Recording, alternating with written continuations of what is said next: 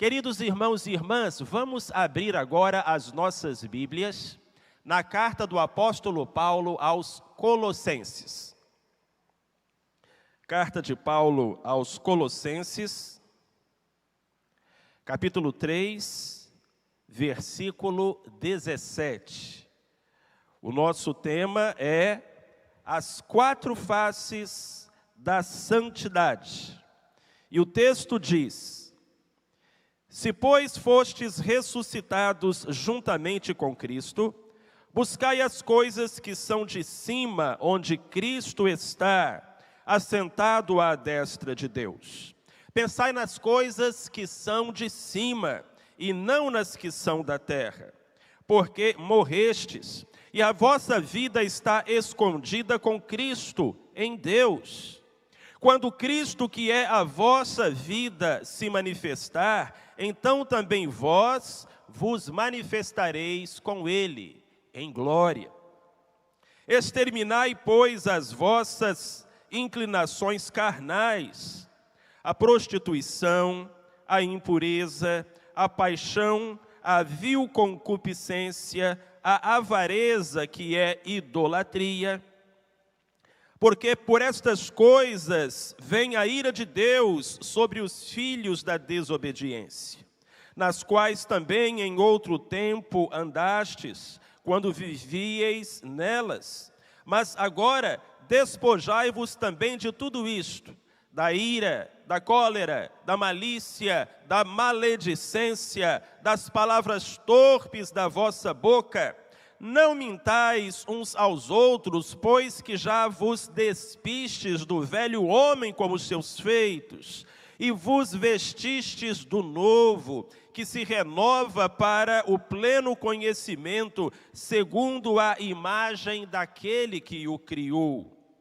Onde não há grego nem judeu, circuncisão nem incircuncisão, bárbaro, cita, escravo ou livre, mas Cristo é tudo em todos.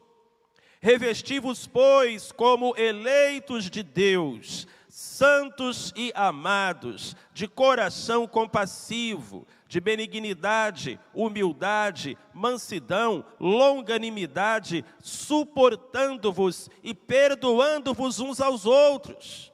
Se alguém tiver queixa contra outro, assim como o Senhor vos perdoou, assim fazei vós também. E sobre tudo isto, revesti-vos do amor, que é o vínculo da perfeição. E a paz de Cristo, para a qual também fostes chamados em um corpo, domine em vossos corações e sede agradecidos. A palavra de Cristo habite em vós ricamente, em toda a sabedoria, ensinai-vos e admoestai-vos uns aos outros, com salmos, hinos e cânticos espirituais, louvando a Deus com gratidão em vossos corações. E tudo quanto fizerdes, por palavras ou por obras, fazei-o em nome do Senhor Jesus, dando por Ele graças a Deus Pai. Meus queridos, a santidade é a vontade de Deus para as nossas vidas. A santidade é o anseio de todo verdadeiro cristão. Mas em que consiste a santidade e como alcançá-la? Este é o assunto de Colossenses capítulo 3.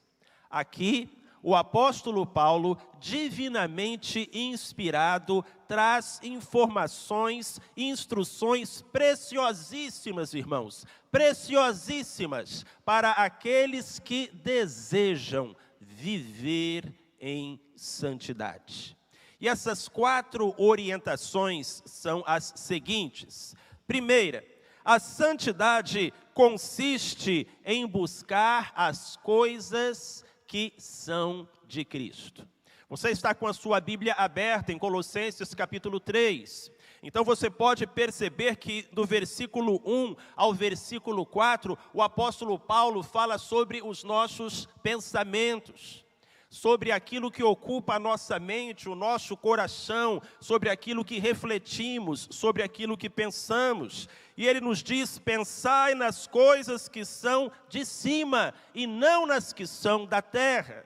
Queridos, queridas, santidade começa pela mente. Santidade começa pelo coração. A Bíblia Sagrada diz: dentre todas as coisas que precisam ser guardadas, guarda o teu coração, porque dele procedem as saídas da vida. A nossa mente é o grande campo de batalha. É no nível do pensamento que a guerra espiritual é ganha ou perdida.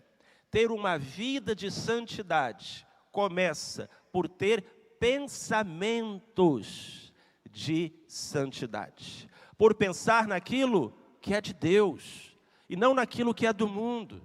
Por pensar naquilo que é de cima e não naquilo que é da terra. Meus queridos, quando uma lagarta sai do seu ovo, ela se alimenta de folhas e ela é voraz. Tem um apetite enorme e ela começa a devorar folhas, muitas folhas.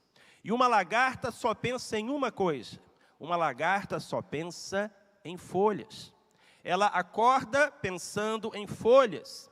Ela passa o dia pensando em folhas. Ela vai dormir pensando em folhas, porque ela é uma lagarta, é disso que ela se alimenta.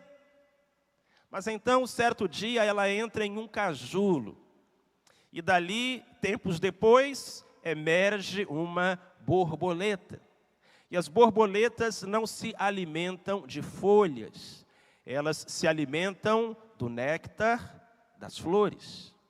Então a borboleta já sai do casulo pensando em flores. E ela sai voando à busca de flores. Ela acorda pensando em flor, passa o dia pensando em flor, vai dormir pensando em flor, porque é disso que ela se alimenta. Ela não pensa mais em folhas, porque já não é mais uma lagarta.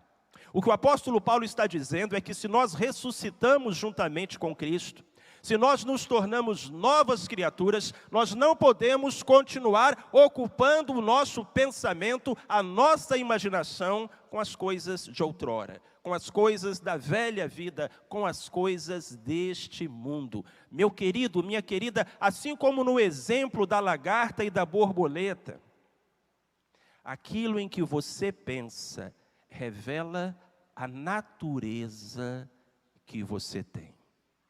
Então a santidade começa por pensar naquilo que é de cima, por pensar naquilo que é de Deus.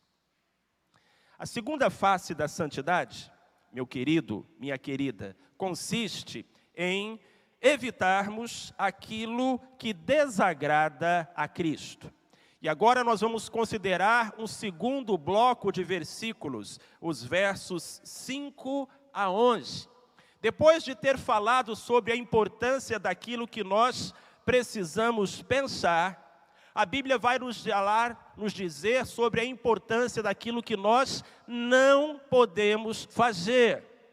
Então a santidade começa por pensarmos certas coisas, e ela continua por evitarmos certas coisas.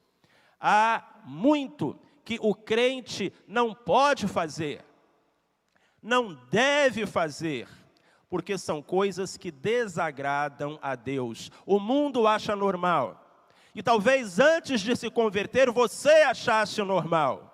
Mas se você é uma nova criatura, se você é um crente de verdade, se o seu nome está mesmo escrito no livro da vida, estas coisas não podem fazer parte do seu viver, você tem que evitar cada uma destas coisas. E a Bíblia traz então uma lista para a gente. Exterminai as vossas inclinações carnais, e vai falar sobre a prostituição.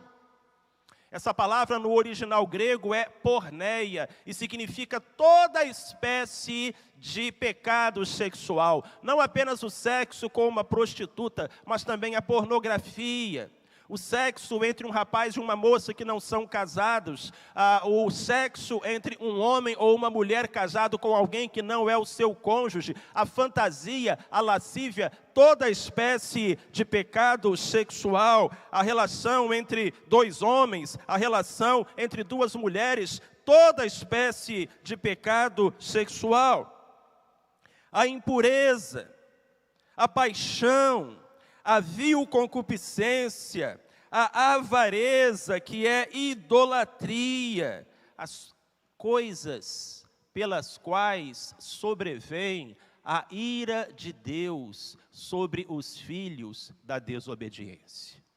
Meu querido irmão, minha querida irmã, o texto sagrado continua dizendo que nós não podemos mentir uns aos outros. Nós precisamos nos despojar também da ira, da cólera, da malícia, da maledicência, das palavras torpes da nossa boca, porque nós já nos despimos do velho homem como seus feitos e devemos nos vestir do novo homem que se renova a cada dia. A partir do instante em que nós abraçamos a fé em Jesus Cristo, o velho homem morreu, somos novas criaturas, tudo se fez novo. Mas infelizmente, há crentes que continuam fazendo as coisas do velho homem. Embora a Bíblia diz que quando nós aceitamos Jesus, o nosso velho eu é crucificado, é morto. Existem crentes que não enterram esse defunto e continuam a carregá-lo em suas vidas. Sabe, meus irmãos, na Idade Média, existia um castigo terrível que era imposto sobre alguns criminosos. Eles eram obrigados a carregar, amarrados às suas costas, os cadáveres daqueles de quem eles tinham tirado a vida. Então, nisso consistia parte da pena. O homicida tinha a vítima, o corpo da vítima, amarrado às suas costas e não podia retirá-lo dali. E ele andava, ele deitava, ele levantava com aquele cadáver amarrado às suas costas. Depois de alguns dias, de algumas semanas, de alguns meses, a podridão era terrível, mas ele não tinha permissão para desamarrar aquele cadáver das suas costas. Sabe, talvez seja isso que você esteja fazendo na sua vida, meu irmão, minha irmã, carregando nas suas costas o cadáver do velho homem. A Bíblia Sagrada nos diz: despojai-vos do velho homem, jogue-o fora, enterre-o o mais fundo que você puder e revista-se do novo homem, revista-se de Cristo. Se a santidade começa por pensarmos certas coisas, ela continua por evitarmos certas coisas. A terceira face da santidade, ou se você preferir, o terceiro passo na direção de uma vida santa, consiste em buscarmos certas coisas. O apóstolo Paulo começa nos dizendo o que pensar, depois ele prossegue nos dizendo o que não fazer, e no terceiro momento, sob a orientação do Espírito Santo, ele nos fala sobre o que devemos praticar. Nos versículos 12 a 14, ele diz: revesti-vos, pois, como eleitos de Deus, santos e amados, de um coração compassivo, de benignidade, de humildade, de mansidão, de longanimidade. Suportai-vos uns aos outros, perdoai-vos uns aos outros. Se alguém tiver queixa contra outro, assim como o Senhor vos perdoou, perdoai também. Revesti-vos do amor, que é o vínculo da perfeição. Olha para mim, presta atenção. Ser santo não significa apenas não fazer o errado, significa também fazer o certo.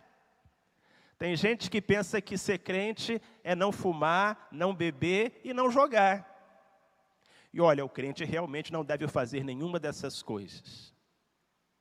Mas isso não faz um crente. Se um crente fosse construído a partir daquilo que uma pessoa não faz, os fariseus da época de Jesus seriam os maiores crentes do mundo. Porque a grande especialidade dos fariseus era não fazer coisas. Eles procuravam evitar qualquer ato, situação que lhes trouxesse impureza.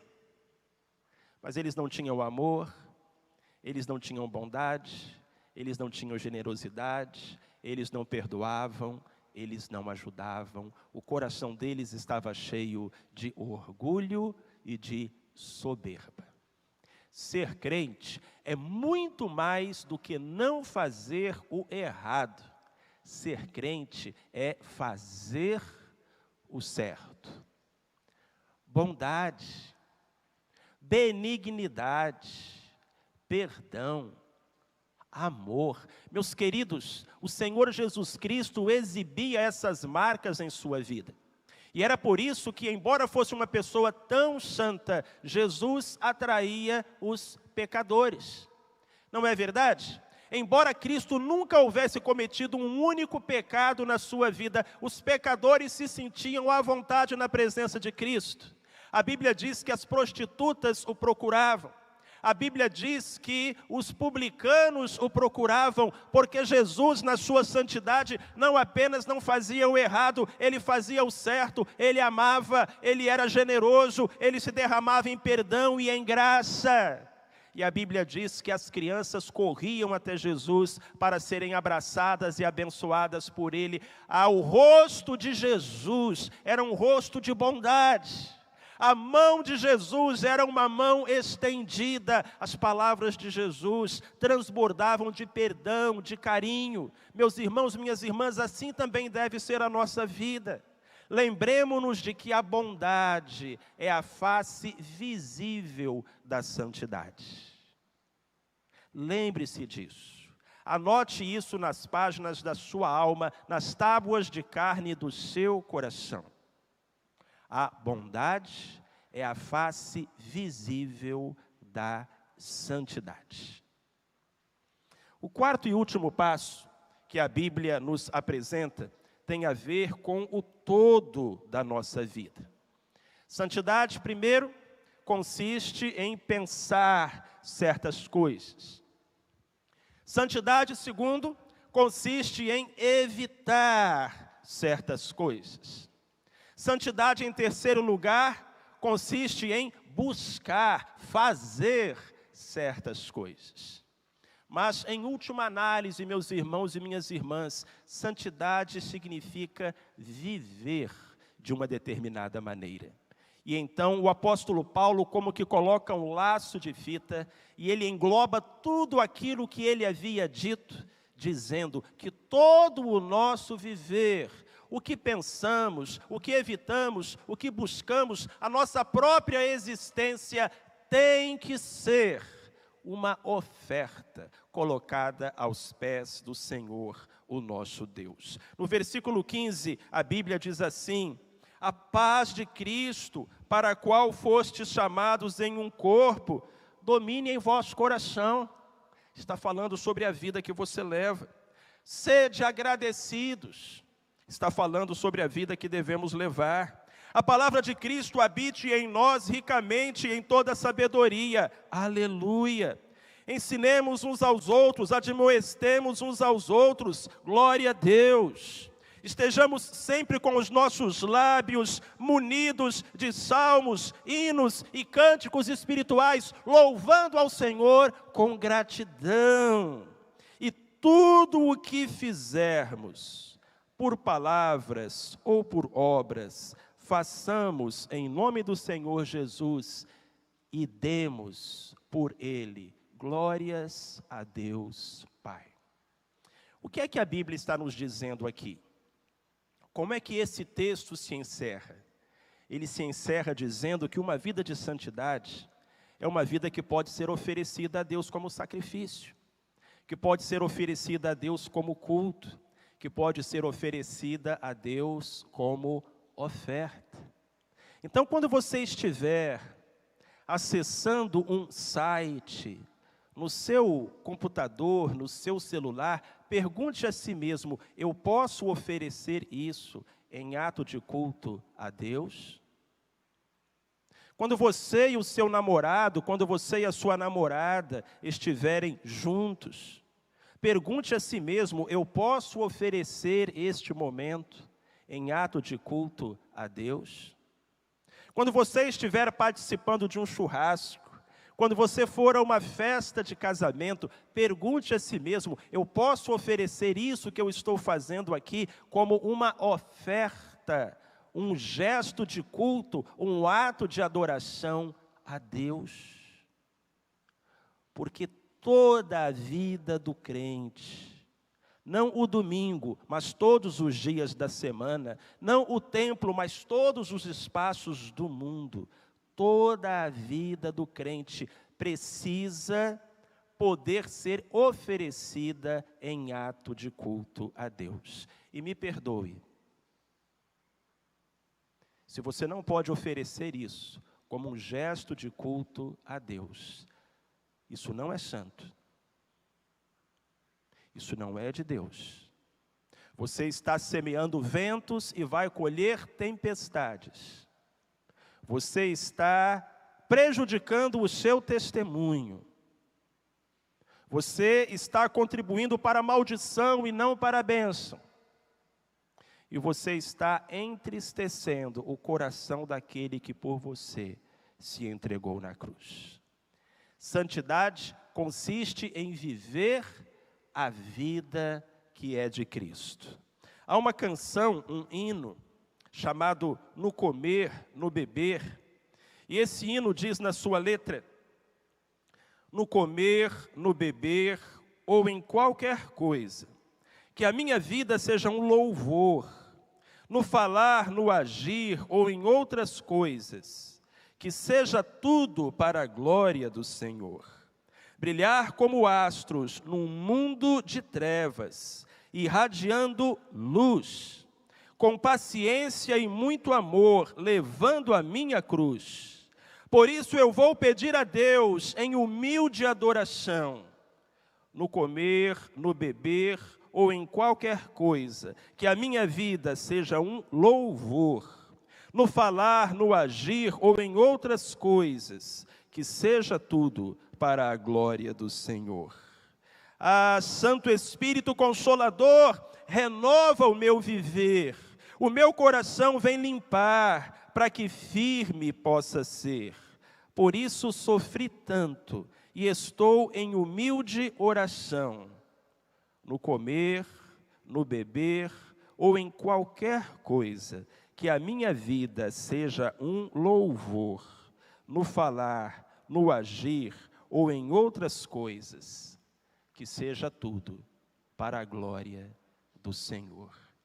Naquilo que você pensa, naquilo que você evita, naquilo que você busca, na vida que você vive, na pessoa que você é, devem estar presentes as marcas da santidade.